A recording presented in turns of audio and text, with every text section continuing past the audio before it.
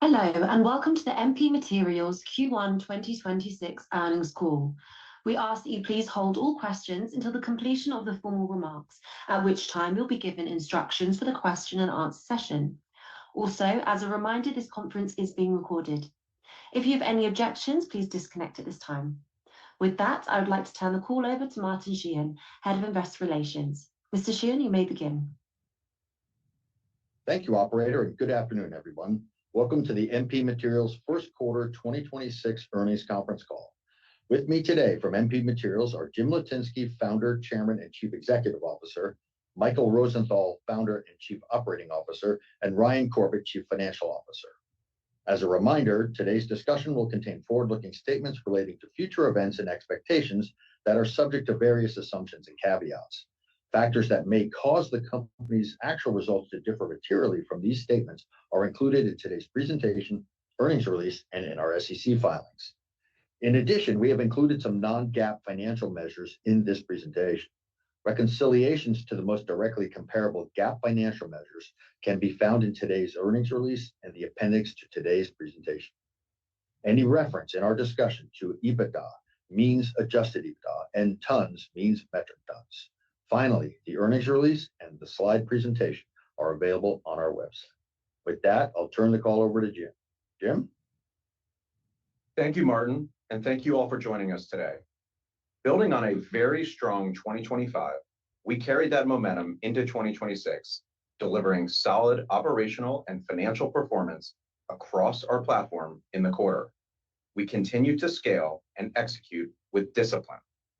In our materials segment, the team produced a record 917 metric tons of NdPr oxide, up 63% year-over-year and 28% sequentially.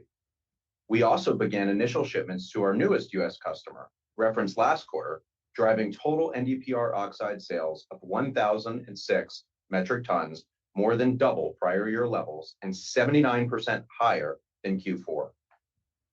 We also delivered one of our strongest concentrate quarters, producing just under 13,000 metric tons of REO, a 6% year-over-year increase and our highest first quarter output to date. Importantly, Michael and the team continue to make meaningful progress on that heavy rare earth separation circuit, which we expect to begin commissioning here in the second quarter.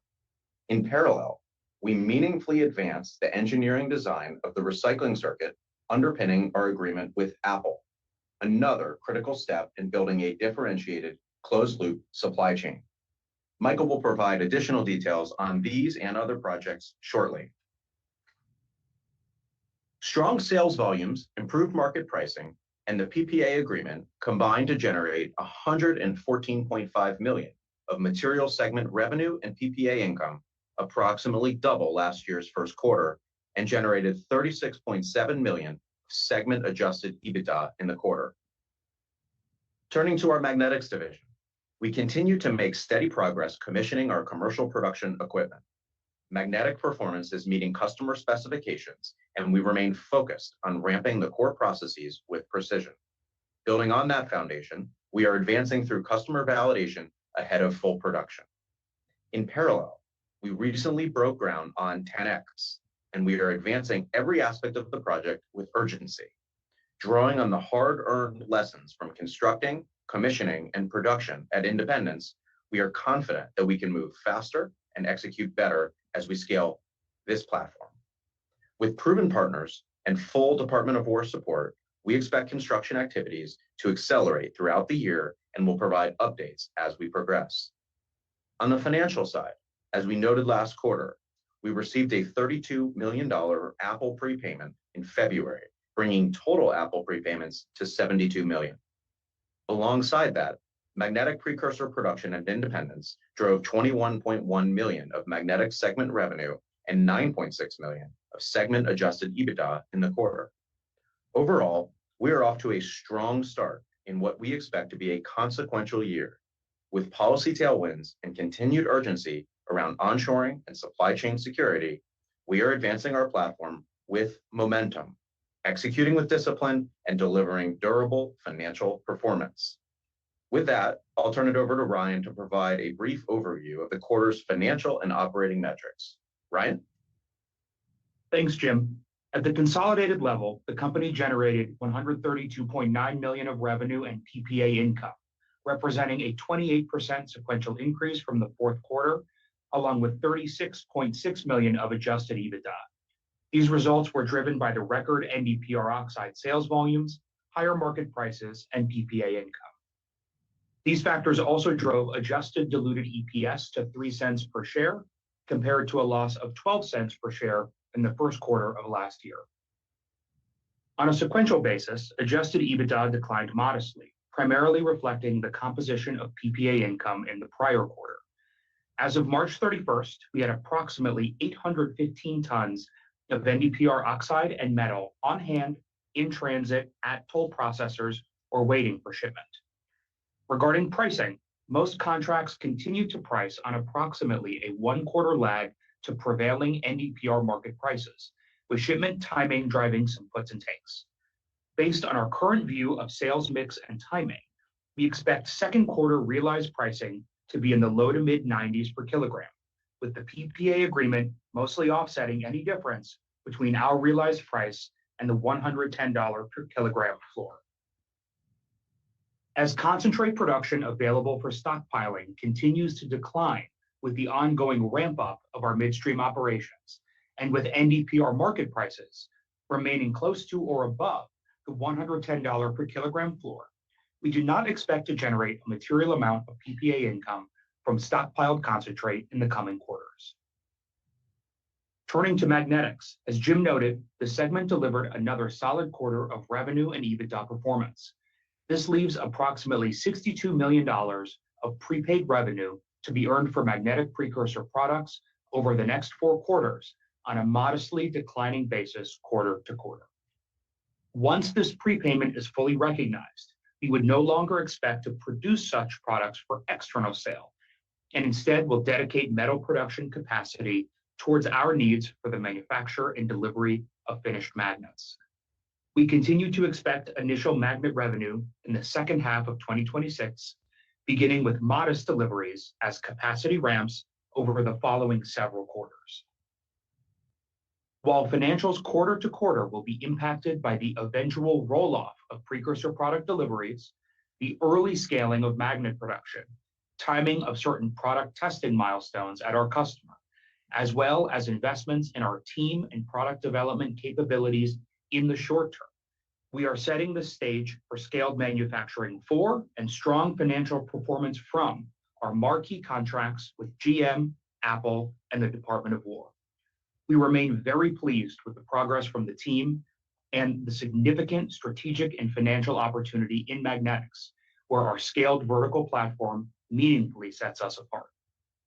Regarding cash flow, CapEx in the quarter was $77.4 million, with about 60% attributable to the magnetic segment. Second quarter CapEx will step up meaningfully as we acquire the 10X site, broke ground, and are accelerating construction. We continue to expect full-year CapEx of $500 to $600 million. Lastly, we ended the quarter with $1.7 billion of cash and short-term investments on the balance sheet. Together with strong operating cash flow, this fully funds our long-term capital plan and preserves our fortress balance sheet. With that, let me turn the call over to Michael. Michael? Thanks, Ryan. As discussed, we delivered a solid quarter of production at Mountain Pass, with concentrate recovery and grade performing particularly well. That performance stands out even as we continue to experiment with new processes and across different components of our ore body. These efforts are yielding valuable insights that are informing operational optimizations, and we are encouraged by the potential to translate those learnings into sustained performance gains. In our midstream operation, prior process enhancements contributed to strong NdPr production during the quarter.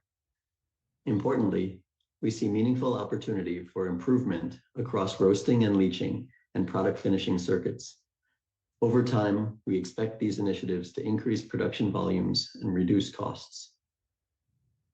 As planned, we successfully concluded our semi-annual maintenance outage in April, which included installation and commissioning periods associated with several projects. These projects caused a slightly slower resumption to normal production, and as such, we expect to achieve a single-digit quarter-over-quarter decline in NdPr oxide production in Q2, followed by significant sequential growth in Q3, as the benefits are fully realized over a full 3-month period. Following the commissioning of the remaining commercial-scale processes at Independence in Q4, we are now focused on ramping the facility, driving throughput, improving yields, and ultimately stabilizing operations. This is detailed, painstaking work that takes time to fully optimize, but we are making good progress. We have a strong and growing team in place, and the core processes are translating effectively from development into production.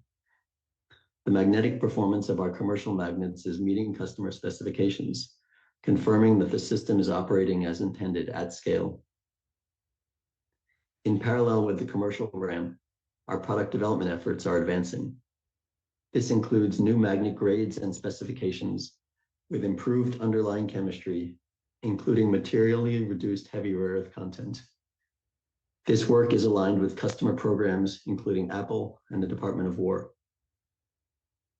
As our magnet recipe roadmap expands, we are positioning the platform to address a broad portion of the commercial market, including emerging applications such as robotics, drones, and defense, with meaningfully reduced, and in some cases no, heavy rare earth content. Back at Mountain Pass, we expect to begin recommissioning the first phase of our chlor-alkali capability in short order, representing an important resiliency and efficiency opportunity. While our primary reagents, hydrochloric acid and sodium hydroxide, are available domestically and are not directly impacted by recent global supply chain disruptions, chlor-alkali provides a compelling opportunity to further reduce external dependencies, lower our environmental footprint, and reduce costs over time. Our heavy rare earth separation circuit remains on schedule to begin commissioning in Q2 and to produce terbium and dysprosium later this year. In addition to those products, the circuit will generate 2 intermediate feed streams: mixed samarium-europium gadolinium and holmium to lutetium plus yttrium concentrate that we can either store for future separation or sell to third parties, supporting broader supply chain development. Under our agreement with the Department of War, we are committed to producing high-purity samarium oxide, and we continue to make steady progress on plans for that product, alongside the potential for gadolinium oxide production and other attractive HRE product capabilities. Separately, our magnet recycling line at Mountain Pass, developed in support of our Apple agreement, has completed conceptual design and is further advancing engineering and procurement. This line represents both an important strategic asset and a compelling business opportunity, closing the loop on our end-to-end capabilities and creating an incremental source of third-party feedstocks containing both light and heavy rare earths. In addition to breaking ground at 10X, our expansion efforts at Independence towards 3,000 metric tons of annual magnet capacity, also in support of our Apple agreement, continues to advance. Design is nearing completion, all major equipment is now on order, and we remain on track to achieve our targeted startup production dates. Overall, this was a very solid quarter of execution across the business. We delivered stable upstream performance, continued to advance our midstream operations, confirmed the viability of our commercial magnet processes, and made steady progress across a broad set of growth initiatives. As we move through the remainder of the year, our focus remains on disciplined execution, applying what we learn, and converting that progress into higher output, lower costs, and an increasingly integrated operation. I'm encouraged by where we are, continuously impressed by the ingenuity and grit of our team, and optimistic about the path forward. With that, I will turn it back to Jim. Thanks, Michael. As we have discussed today, 2026 is off to a strong start. As we look ahead, the strategy is clear: scale to capture demand, complete the integration of our platform, and execute with discipline. We are the national champion with a unique platform grounded in real assets, real production, and real customers. Moreover, as I have consistently said, I continue to believe that access to NdPr oxide will remain the binding constraint for economically viable rare earth magnet production outside of China for at least the next 5 years. During the quarter, we saw the Japanese government and industry secure nearly all of Lynas' NdPr output under long-term arrangements. As a result, there is very limited uncommitted NdPr supply available to support what Adamas Research projects to be more than 60,000 tons of existing and announced Western magnet capacity over the coming years. A useful rule of thumb in the industry is that every 2 tons of magnet output requires approximately 1 ton of NdPr oxide feedstock.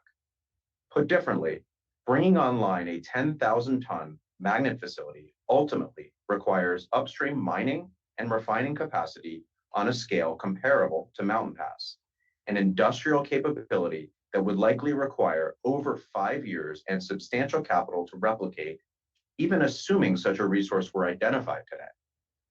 We believe this reality strongly validates our vertically integrated strategy and positions MP exceptionally well as the market continues to evolve.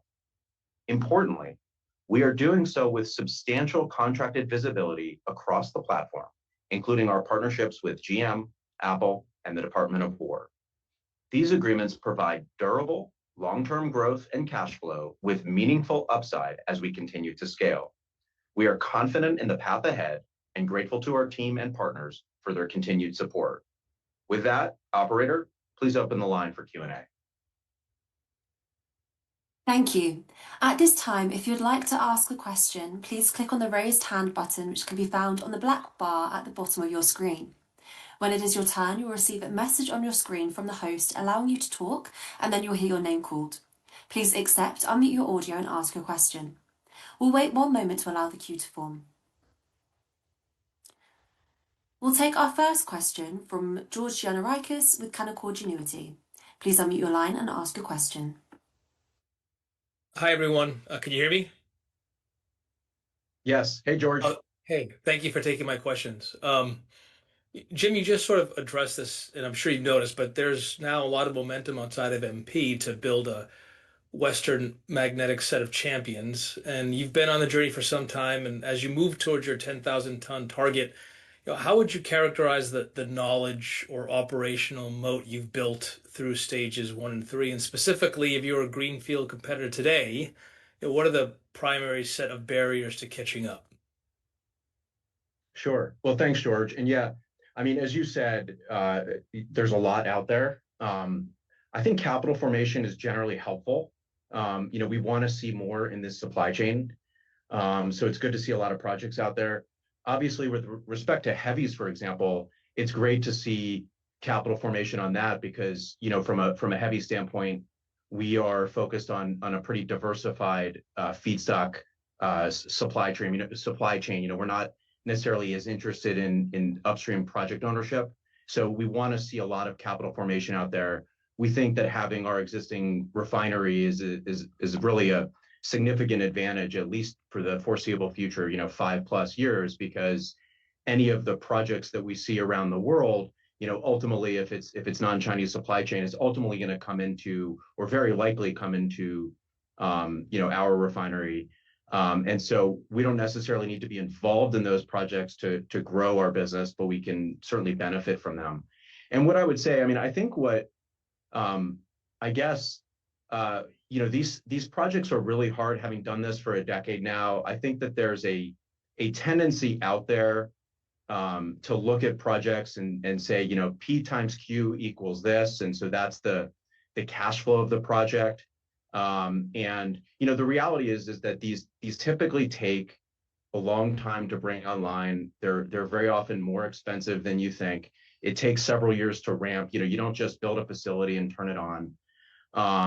And often when you look at sort of the potential of a deposit versus what the reality is, once you get through the processing challenges, even if it's all the way upstream, just to get recoveries, what you typically find is sort of what your sort of theoretical opportunity is not necessarily what the resulting opportunity is. And so I think it's a long-winded way of saying that we really we take a careful view about where we're going to commit capital. Because I joking, you may have heard me say this before, George, but there's that famous Bezos expression, your margin is my opportunity. We view it as I look around and I say, your investment is our opportunity, sort of the Litinsky corollary to that statement for MP, which is just, we want to see a lot out there. We're a little skeptical that people will be able to bring online, projects as quickly and get pricing that they think, and all of those things that go into when sort of the fantasy story becomes a reality. But we do think that ultimately it is good for the supply chain. It's great to see governments around the world excited.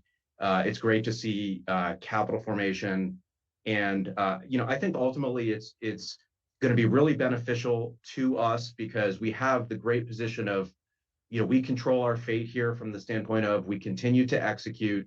Our cash flows are contracted. If you look at GM, Apple, the Department of War, and the growth of our business through 10x, having all that business contracted, knowing that we have, from a financial standpoint, we're completely protected.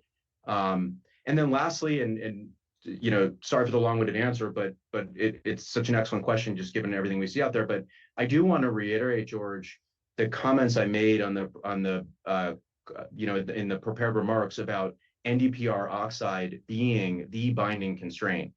I really would, not to pitch a competitor, but I would recommend people look at the Adamas Intelligence research, and if you look at the next, call it 18 months to 2 years, we see, call it roughly 60,000 tons of magnet capacity in the non-China, sort of the non-China world, growing to something like north of 100,000 tons. And if you look at the only real, scaled material out there is MP and Lynas. And Lynas is spoken for with Japan. Obviously, we're going to be able to feed our magnet facility. And so, I see all of these magnet businesses out there, and I'm just wondering where the feedstock's going to come from. And so I think it positions us really well. I want to be realistic. I don't want to discourage a lot of investment around the space, but I do think it's going to set up some amazing opportunities for us. It's okay to pitch Adamas. They're great. And just one quick follow-up. How are you adjusting, if at all, your metallization strategy as you ramp production in magnets? Thank you. Oh, sure. Well, Michael, do you want to cover metallization? Sure. Yeah, thanks, George.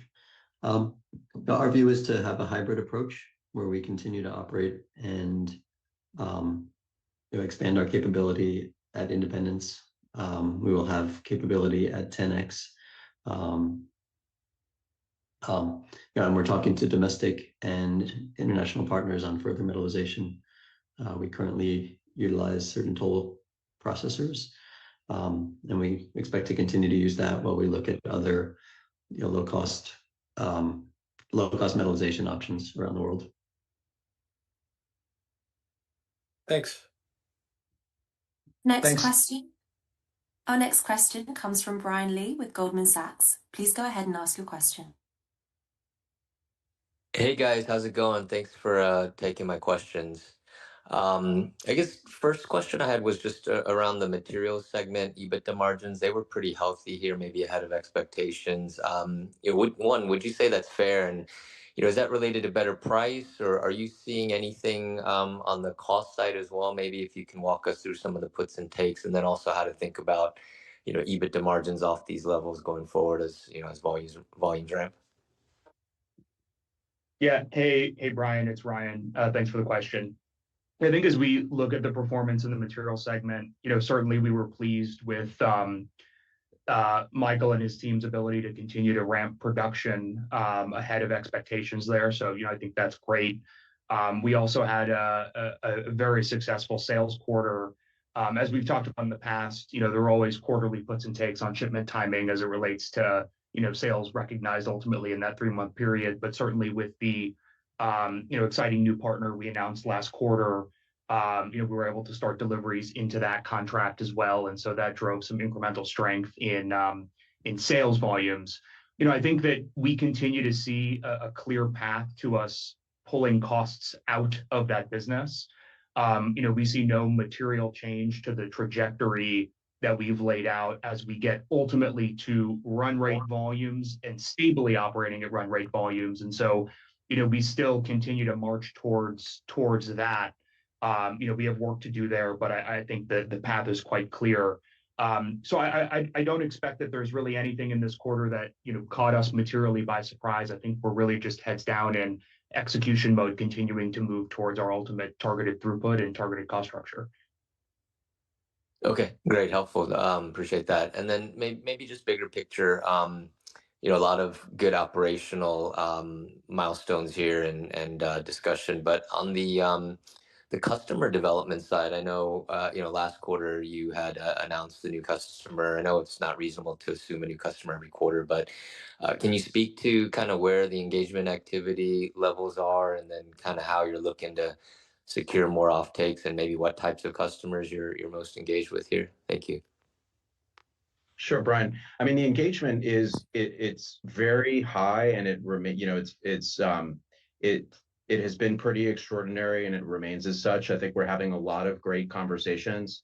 Certainly, what we see around the world with the change in warfare, I think there's a particular and increasing recognition that the world has changed, and then obviously, given all of the excitement that we see in physical AI and what that means, I think already NdPr is a binding constraint, in the magnetics business, and particularly in some of these growth verticals are recognizing that as well. So it positions us really well. Our business is contracted. We're in a good position with respect to, obviously, independence is going to be essentially for GM and Apple. And then when we look at 10X, we will take our time to kind of thoughtfully sort of build out the customer base of that facility. But it certainly is not for lack of interest or demand. We will approach that methodically, and I would say there'll be some customers that are extraordinarily sensitive, where you certainly won't hear a name or an announcement, and then there'll be some that want to announce. But what I would say is that that discussion continues. I think it's gonna be really attractive for us, and we'll just keep stay tuned, obviously, for things we announce in time. All right, makes sense. I'll pass it on. Thanks, guys. Our next question comes from Corinne Blanchard with Deutsche Bank Research. Please go ahead with your question. Hey, good afternoon, guys. Thank you for taking my question. Can you maybe talk about the cadence of production that you're expecting for the rest of the year? And then my second question would be maybe like a general view on the Middle East conflict, any change in customer approach or demand. Thank you.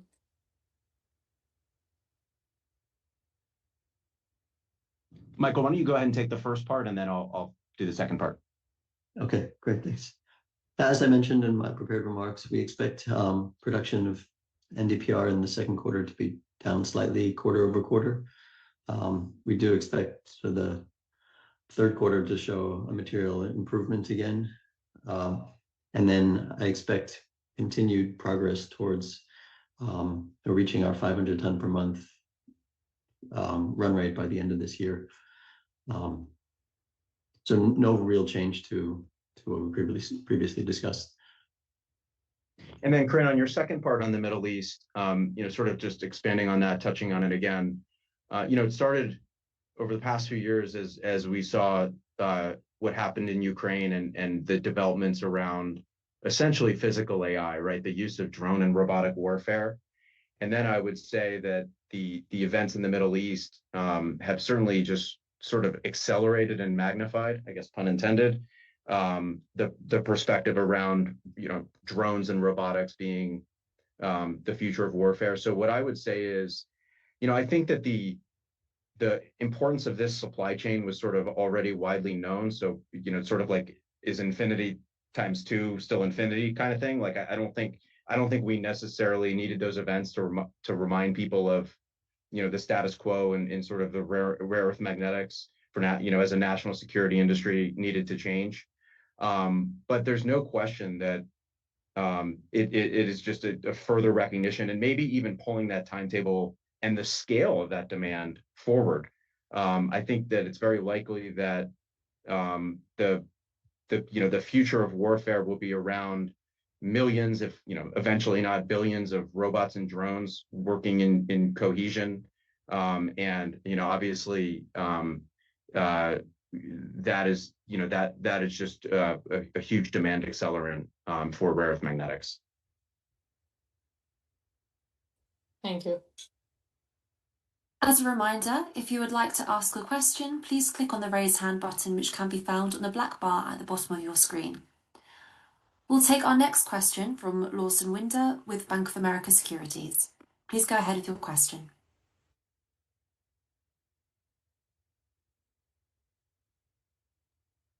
Lawson, please go ahead with your question. Okay, thank you very much, operator. Good evening, gentlemen. Nice quarter, great update. With Independence, the ramp up appears to be going extremely well. At this point, I expect you to be somewhat close to knowing a sensible timeline to reaching nameplate capacity of 1,000 tons on the first phase. Is that something you could start to guide us to now? And then I have a follow-up on that one. Yeah, hey, Lawson. I'd say we're obviously incredibly pleased with the performance of the team there.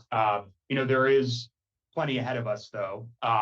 We are now at the point where all of the commercial equipment is commissioned, and we're in the stage right now where we're in the product qualification process with our foundational customer, with GM. As we probably talked about before, that is a fairly rigorous and demanding process that's not really just about can you make the part? It's about defining a very detailed quality management plan, testing run at rate scenarios. And frankly, a lot of this has to do as well with taking validation parts that have to be made on the commercial equipment, not the NPI equipment, putting those parts into motors, doing regulatory testing, things of that scale. And so there are a lot of puts and takes as to how that will look over the next couple of quarters. And so, we're pleased with where the team is, but certainly, we expect that to take a bit of time, and then, deliveries will be modest and then grow over time. We've guided to the fact that we expect to be in production for, our second marquee customer there towards the middle of next year for Apple. And so when you start to layer those volumes on, certainly the momentum starts to build. So, from that perspective, I think, we're pleased with our progress. And follow up on that would just be thinking about 10x and really the second part of Independence with Apple. I mean, how would you frame the timing of the next phase and then 10x, given the first of kind learnings that you've already had at Independence?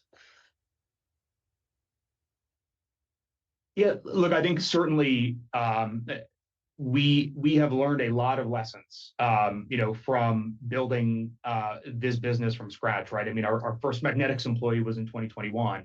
It's pretty amazing to see the progress that we've made, but there are a tremendous set of learnings, including right now as we move through the process. I think Michael explained it well in his prepared remarks, that will give us, and frankly, circling back to George's question, the moat that we've built from this operational know-how in building this business out is tremendously valuable. And so, each incremental customer hopefully is probably easier than the one before it. We've given rough guidance on where we think 10x will be from a timeline perspective. We are moving with extreme urgency to bring that facility online, in line with our partners at the Department of War. And so, it's really just all hands on deck from an execution perspective, getting those ramped up as quickly as we can. Thank you very much. Our next question comes from Bill Peterson with JP Morgan. Please unmute your line and ask your question. Yeah, hi, good afternoon. Thanks for taking the question, and nice job on the quarterly execution. I want to ask a few questions as sort of follow-ups, but maybe with some more precision on some previously asked questions. So taking the cost side, so a year ago, you had a cost bridge outlining a target to drive costs from over $60 per kilogram down to $40. on higher utilization, fixed cost absorption, as well as benefits from the chloralkali. You discussed the chloralkali earlier, but as a snapshot, I wanted to check on where you are on that journey, notwithstanding the second quarter impact from downtime, as well as your path to get to that prior target. Yeah, sure, Bill. It's Ryan. Thanks for the question. I think as I laid out before, with all of the inputs we sort of put into that guidance, we don't see any meaningful deviation from our ultimate plan. I think if you think about, taking a snapshot in time in any given quarter, making, let's call it roughly 1,000 tons last quarter, there are a lot of different ways to make 1,000 tons. Some are lower cost, some are higher cost. And I think certainly as we move towards stably producing at our run rate target, that is going to unlock that operating leverage that we've talked about. Within any single quarter, there are a lot of moving pieces on investing in this debottlenecking as we speak. And then certainly, I think one of the impacts that you're seeing right now, where you don't have perfect visibility into the standalone NDPR operation, is the fact that we're investing quite heavily, that shows up in the P&L in ramping staffing for the heavy rare separation facility, as well as getting ahead of ramping for, team and tools for that chloralkali plant ahead of it being online. And so when you fast forward over the next several quarters, you combine getting to our targeted throughput and you bring these operations online, is when you'll really start to see the leverage flow through. Yeah, thanks for that context. And then maybe following up on Lawson's question. So I'd like to clarify the magnet revenue trajectory for the balance of the year and into next year, taking into consideration the declining precursor sales ahead of the finished magnet ramp for your customers. So I guess in essence, should we assume overall revenues in the magnet segment, would decline at some point in the back half of the year, early next year, before ramping as the finished magnets ramp? Just trying to get a sense for how we should model that business from a revenue side. Yeah, look, I think what we see right now is obviously getting through the PPAP process is going to unlock moving into revenue on the magnet side. It's the reality is we are producing behind the scenes, but we need to get into a saleable PPAP status to start recognizing revenue there. And so certainly, I think we gave you the moving pieces of the remaining deferred revenue that will roll off and sort of start to decline sequentially. And then, we are working as quickly as we can to pick up, the delta there on the magnet side. But we'll keep you updated as we, get through these next couple of quarters. I think the reality for us is, zooming out for a second, certainly, heads down executing, there's going to be lumpiness in the next several quarters. But if you look at sort of how Jim explained where we are in this business, the operation that we see right now, magnetic characteristics of our parts are performing extremely well. And so, we've proven out at this point that we can take what we've done, on smaller scale and scale it up. And so it's just a matter of time. And so, we're looking forward, obviously, to layering in increasing volumes once we're through the PPAP process, bringing in our next set of customers. And so, over the next several quarters, that financial model will certainly start to play out. Yeah, thanks, Ryan, and thanks to the team for all the insights. Our next question comes from David Sunderland with Bard. Please go ahead with your question. Hey, good evening, guys. Thank you for the time. I appreciate you taking my questions. I actually wanted to start by going back to one of the parts of Lawson's question as well, just on 10X. Ryan, appreciate you talking about the learnings, and wondering if you guys could just expand maybe on how the learnings from Independence might make 10X more efficient on a dollars per capacity basis or timeline, or any other metrics on how version 2.0 might be better than the first, if you will.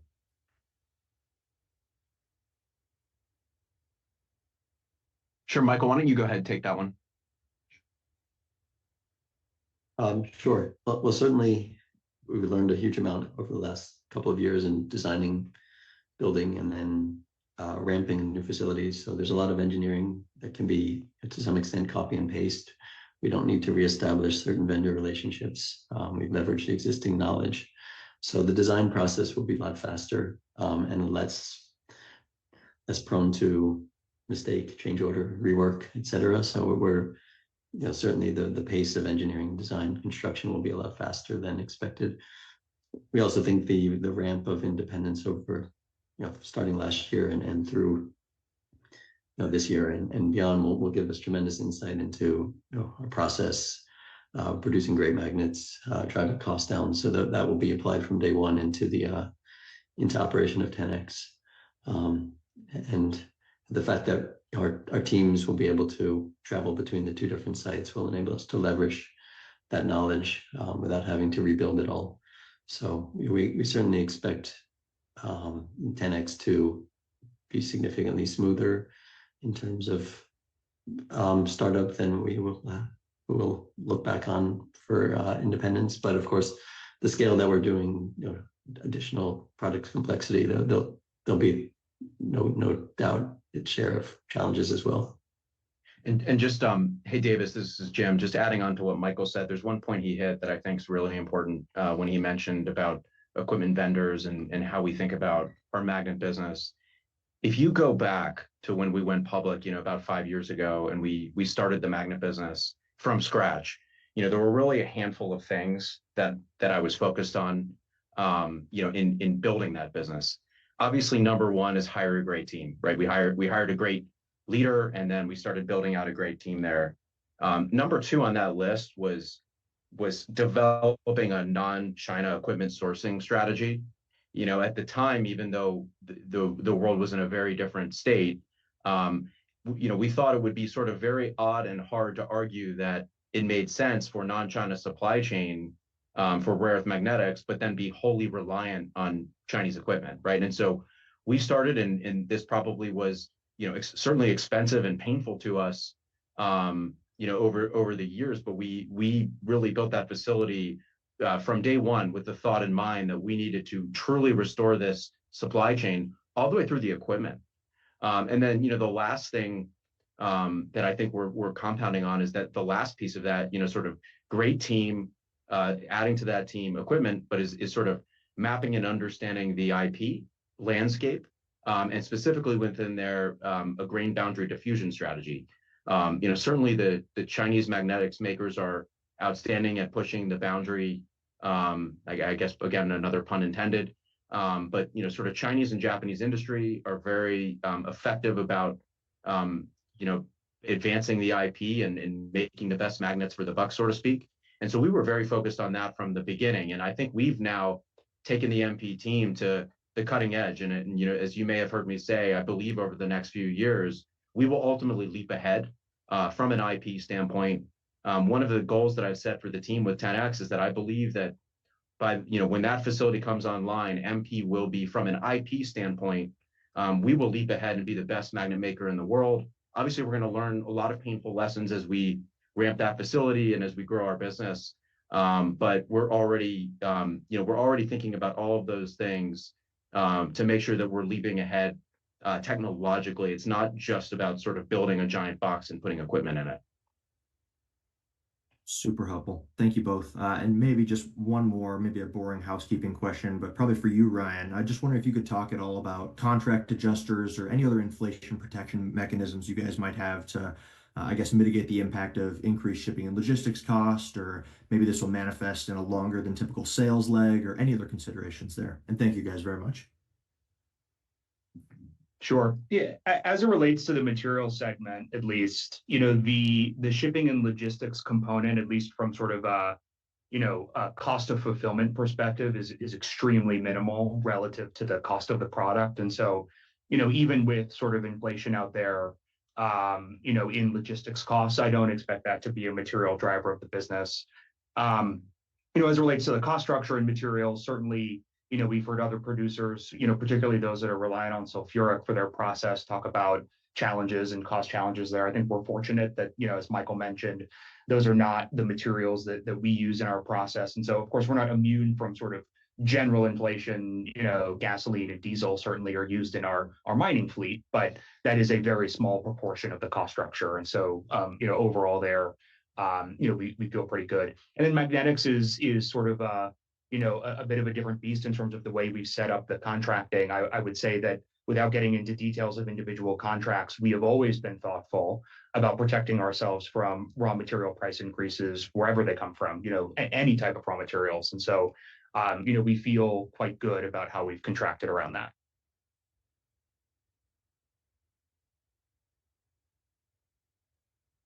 Our next question comes from Max Yerrill with BMO. Please unmute your line and ask your question.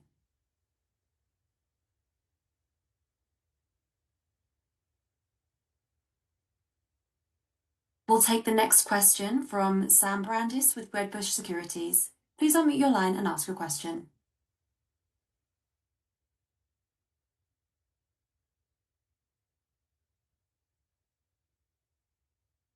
Hi, can you guys hear me okay?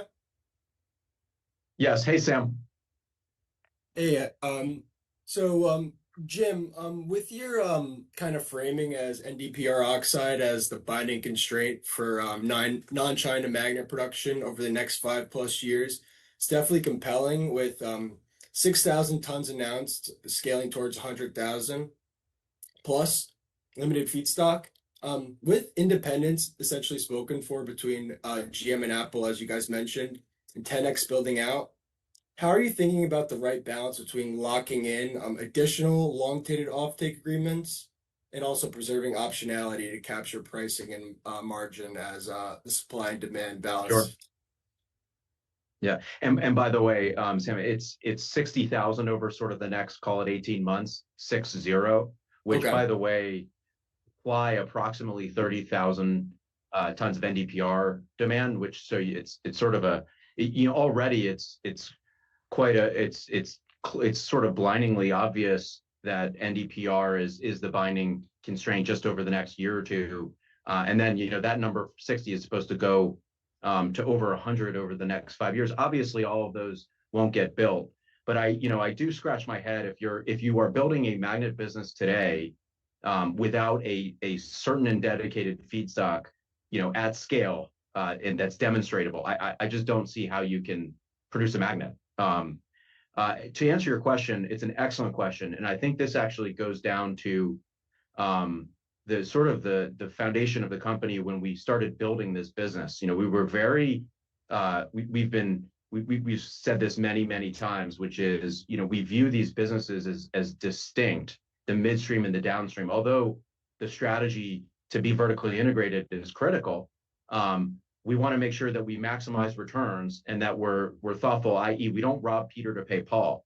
So that when we look at our magnetics business, we don't want to subsidize by taking bad pricing, let's say in the midstream business, and think, oh, gee, we invested this money in a magnet business and we gave some kind of price protection and we ended up losing money on that investment. No, it's for the most part, we want to make sure that our magnet business is getting material at the equivalent of market. Right now, obviously, there's some puts and takes on contract structure, but for the most part, the magnet business is getting material at market, and then is sort of expecting a very attractive return from there. So that's a long-winded way of saying that we will benefit from that exposure, but I actually think there's a compounding effect, which is yes, the price will go up.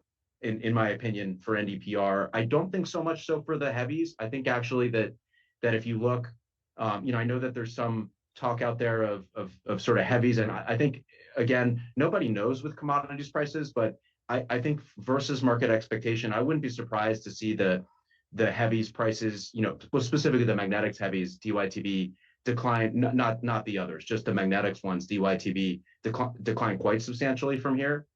Because they sort of are secondary now to this binding constraint of NdPr. But we do expect to benefit from the price of NdPr, as well as then the fact that we have this business together. Customers are going to want to come to us.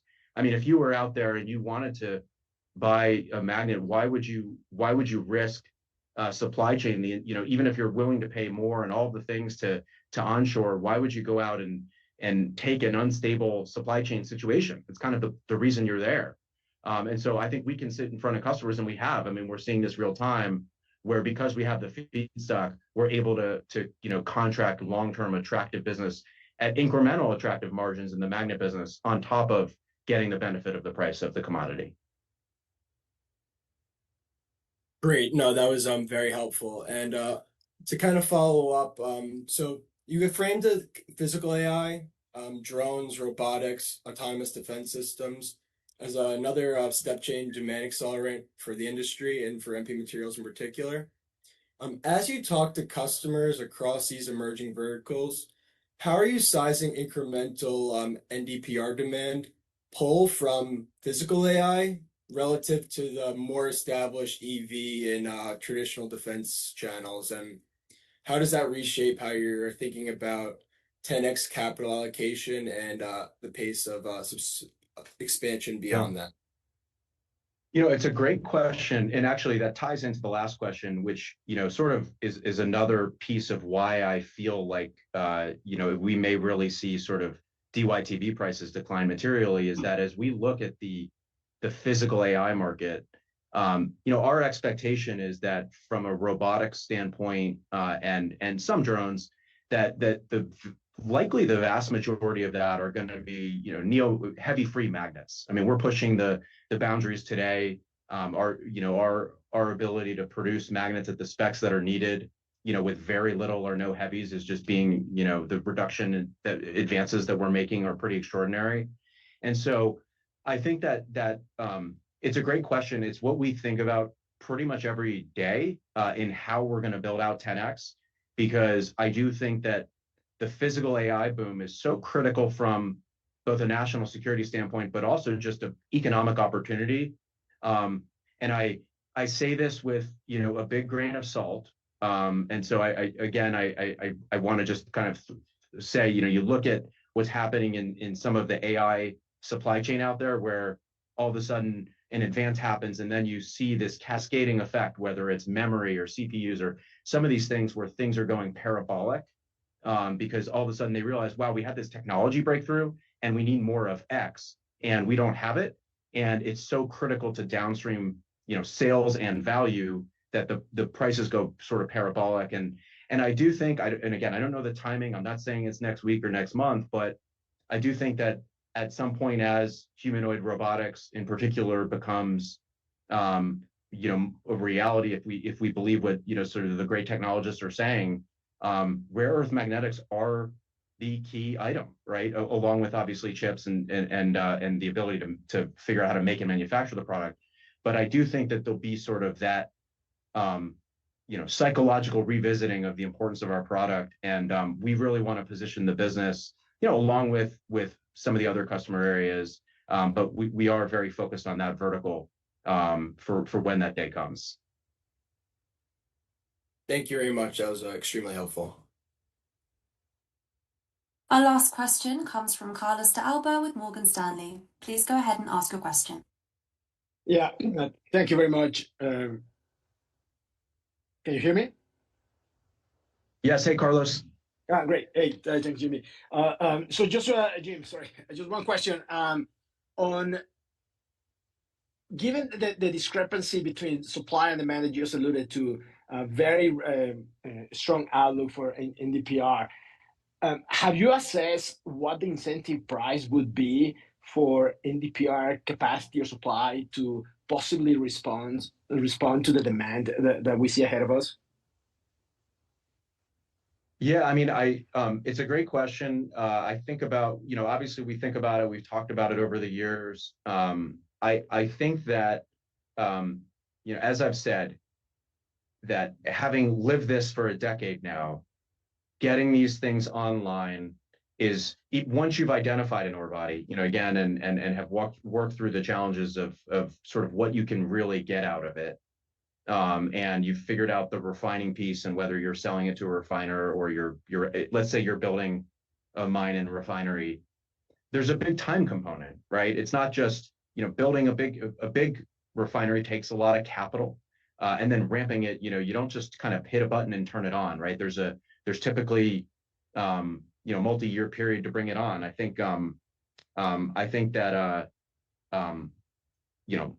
Linus took over a decade. We did it much, much faster. But any of these things, they take time. And so then when you actually adjust a model for, not just sort of, oh, we look at our reserve report and then take all these rare earths in there and multiply it by a price, and look at that basket, and then we think we can build it for X, and so therefore our NAV is Y, right? Like that's sort of the history of the industry and what we're seeing it today, right? And out there. And the reality is as well, you won't get that full basket. You'll get some recovery of that. It won't be perfect. It'll take you years longer than you think. The cost of capital inevitably does change over time with cycles. And so what you find is that these things are just harder to get online and more difficult. And again, I'll say it one more time because I'm just having fun here, but the corollary to the Bezos quote of just, your investment is our opportunity. The foundation of this company is sort of benefiting from, an enormous amount of investment that we've sort of come in and fixed. So we're already seeing some of that out there that I think we'll get opportunity from that. But, to that, I guess to directly answer your question, it's materially higher than sort of people think when you add in all those things. And it also really depends on the geology, right? I mean, capital is the easy part if you have an attractive project. The real question is, what is the geology? How are you going to mine and refine? And then, how long does it take you to get online? And when you add up all of those things, you can come to a number, but it's certainly materially higher than today's prices. Yeah, that makes sense. It's very clear what you alluded to. Thank you for that. Maybe look, it was a very solid quarter, right? Maybe the only thing that I would say is cash from operations surprised a little bit to the downside. Maybe we should just be smarter given the phase in which the company is right now. But how do you see that in the coming quarter so that maybe we fine tune our model more close to reality? Yeah, hey Carlos, it's Ryan. I'd say in general, Q1 tends to be our weakest working capital cash flow quarter. There's a lot of prepayments for certain things that occur in the first quarter of the year. Employee compensation, all of those sorts of things from a working capital perspective end up being a drag in Q1 that's not really repeated throughout the rest of the year. Other than that, it's really just puts and takes. Certainly, there are pieces of the earnings pool at this point. And pretty significant amounts of sales that we're starting to collect on as we speak, and so it's really just a timing issue of working capital. All right, fantastic. Thank you very much, Jim, Ryan. Strong quarter. Congrats. This concludes the question and answer portion of today's call. I will now hand the call back to management for closing remarks. Well, thank you, everyone. It was certainly an outstanding quarter of execution, and we are going to get back to work and look forward to seeing you next quarter.